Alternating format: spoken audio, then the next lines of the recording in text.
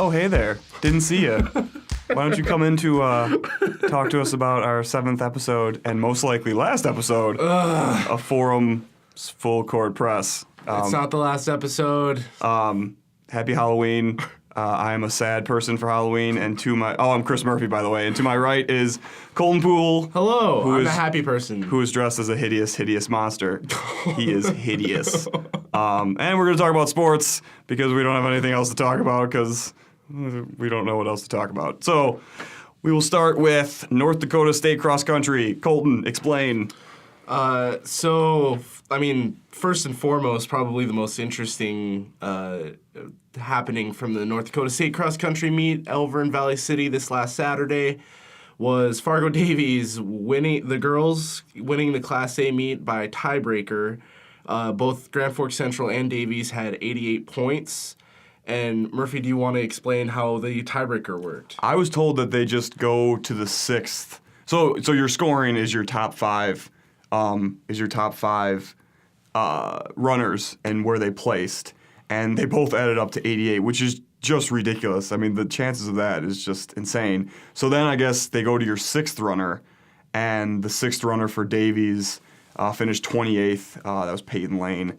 And the 6th runner for Grand Forks Central finished 45th. So therefore, Davies won the state title. And yeah, it's funny, they preach that cross country is a team sport, and yeah, it came down to that. So absolutely, you have to feel pretty good if you're Peyton Lane, and it comes down to your scoring. Real quick here, Davies, Megan Lundstrom finished in 11th in 19 minutes, 0.98 seconds. McKenna Lovehog finished in 12th in 19 minutes, 11.1 seconds. Riley Waka finished 18th in 19 minutes, 43.1 seconds. Brooke Everson was 21st in 19 minutes, 47.77 seconds. And Bridget Henney was 26th in 19 minutes, 57.16 seconds. I'm sorry if I mispronounced any of those names. Real quick, also Grand Forks Central 2nd, Bismarck Century 4th, Bismarck High Century 3rd, Bismarck High 4th, and Minot 5th. And then moving on to Class B girls, where Hillsborough Central Valley won their 7th consecutive state championship. They were led by Reagan Baszler, who is a sophomore and repeated as the individual champion. She finished the 5-kilometer race in 18 minutes, 27.43 seconds. And then Watford City, Rugby, Newtown, and Northwood Thompson were 2nd through 5th. Class A boys, Bismarck Century won with 60 seconds. They were led by Evan Sailors, 15 minutes, 41.98 second pace in the 5-kilometer course. And then Class B boys... this is crazy. Newtown had 29 points. They had their top 4 were in the top 7 overall, and their 5th was 15th overall. Javen Hale, unfair. Javen Hale led Newtown and won the Class B boys meet individually in 16 minutes, 2.19 seconds. So. Yeah, that's what we're looking at for cross country. Just kind of wanted to go through the winners there and kind of recap everything. So we're kind of shift gears here onto Minnesota high school football, where Murphy made some not so good picks last week. I didn't make not so good picks. I did all right. I got the first one wrong. All right, here we go. So yeah, we'll start off with Class 5A, Section 8. In terms of, I got that one wrong. I thought Moorhead was going to win that one. They lost in the semis to Alexandria. Alexandria went up 13-0 before Moorhead even got the ball from scrimmage because they scored, then got an onside kick, then scored again. I just never thought Otis Wayo, the Moorhead running back, was never going to go away quietly. He got 318 yards and 3 touchdowns on 26 carries, but he scored a 90. So I just want to go over the final drive because there's some stuff on deadline that you can't get to, and I'd like to go through the final drive for Alexander because it was ridiculous, and there was just so many times where you were just sitting there like, okay, well, it's going to go to overtime. That's got to be it. And Alexandria just pulled it out. So first of all, after giving up a 95-yard touchdown run to tie the game late in the fourth quarter of the section semis to where you're already depleted, Alexandria gets a holding on the kickoff, which puts them at their own 12. And then you go a three-yard run, and then they're stuffed for nothing. So then it's 3rd and 9, and Michael Empting, their quarterback, is scrambling. He scrambles for 9 yards, just gets it on a measurement, gets the first down. So now it's, you get a first down, 2:07 to go. Still all right. On that play, Moorhead's Riley Schock, who is a linebacker, had a terrible injuries to his ankle. So now momentum's kind of going the other way. Moorhead just watched one of their best players go down with a bad ankle injury, carted off. So now it goes back to that. So now that stops the clock for a while. So then the next play, Alexandria has a holding, so now it's 1st and 20. So, okay, 1st and 20, and the clock's ticking. They get an 8-yard run. Then they get a 22-yard pass from Michael Empting to Cody Faber for a first down, then an 8-yard run, then a 13-yard run. So you're still 45.7 seconds at the Moorhead 37. Then you get a 3-yard run. Then Empting is completely sacked. I don't know how he didn't go down back at the 45. He evades the tackle and somehow doesn't go down, gets from the 45. So instead of being on the 45, he gets to the 28. And he gets to the 28 with 17.3 seconds.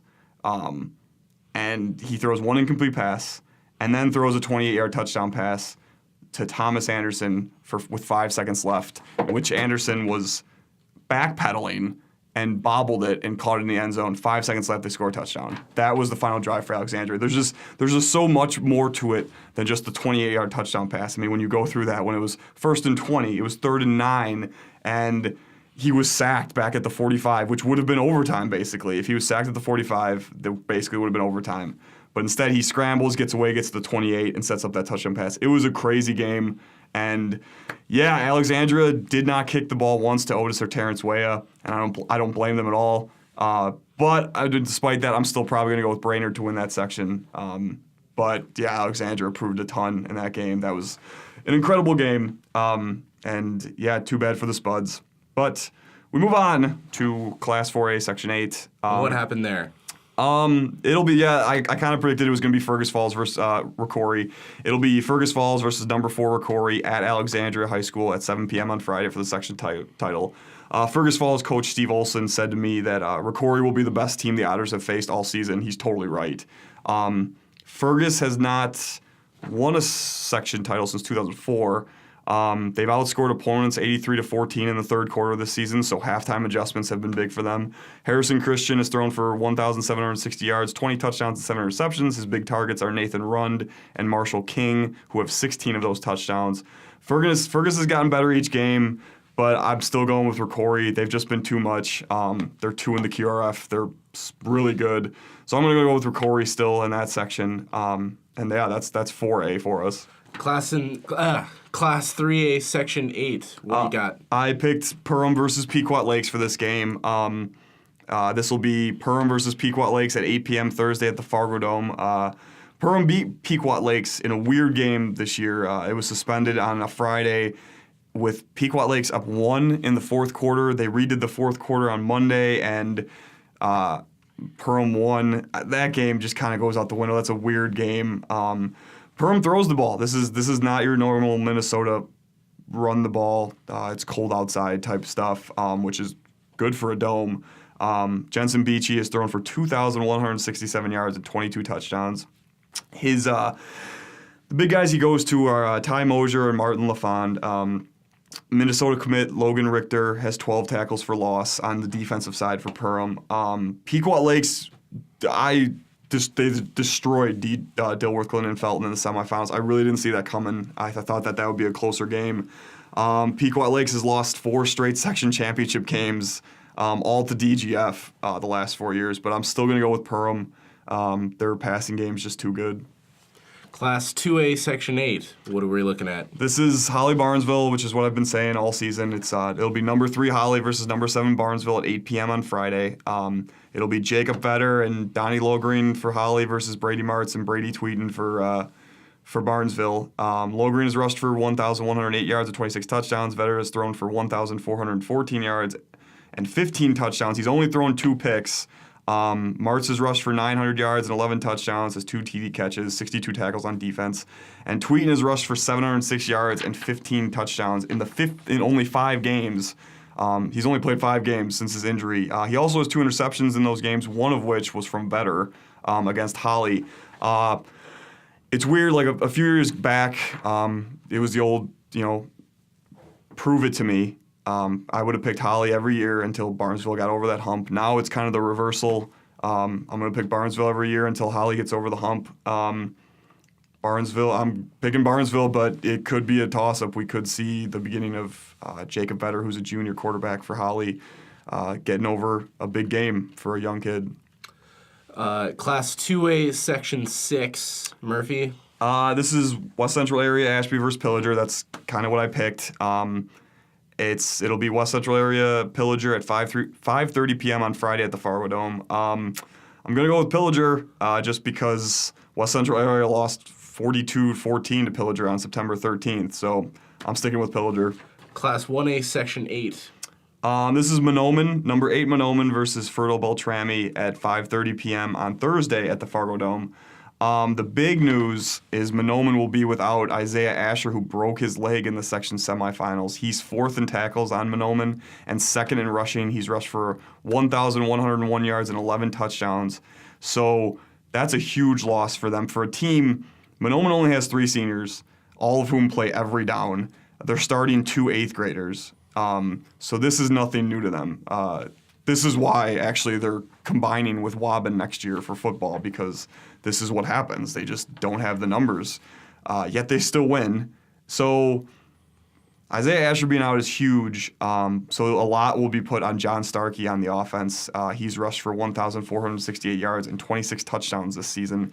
Fertile Beltrami will run 3 guys at Mahnomen, Dylan Pierce, Harmon Liebel, I don't know how to pronounce that, Micah Tollefson. We're just going to fake put a thank you. They have rushed for 2,237 yards combined and 23 touchdowns. So there's going to be a ton of running. I'm still going to pick with Mahnomen. It's the old, I'll believe it when I see it, them not losing this. I'm picking Mahnomen to win their 8th straight section title. 8th straight? Yeah. Right They've dominated that section. Class 1A, Section 6, Murphy. This is another really good one. This is number 5 Otter Tail Central versus number 7 Ada Borup, Norman County West at 3 p.m. on Friday at the Fargo Dome. These are 2 of the best defenses in the state. The Cougars have given up 56 points in 10 games with 5 shutouts. Otter Tail Central has given up 66 points in 3 shutouts. So if you combined their points, these 2 teams have given up 6.42 points a game. So defensive slugger. Yeah, I mean, they can put up points too. I mean, Ada's put up a lot of points this year. I'm going with Otter Tail Central because I feel that Otter Tail Central's had a little bit of a better schedule. They're both undefeated. And the other thing too, I'm going with Otter Tail Central because Otter Tail Central's coming down from Class 2A. Ada Borup is coming up from Class 9-man for this. So I feel like Otter Tail Central's built better for this. So I'm going with them. Class 9-man, Section 6. This is number 6 Nevis versus number 10 Norman County East Hewlin-Hitterdall at 12:30 p.m. Thursday at the Fargo Dome. This is actually the matchup that I said it was going to be, and the only team to beat Nevis this year is Norman County East Hewlin-Hitterdall. They're going to run it to Kyle Severson and Noah Clemenson, and I'm sticking with the Titans. That's originally who I picked. Class 9-man, Section 4.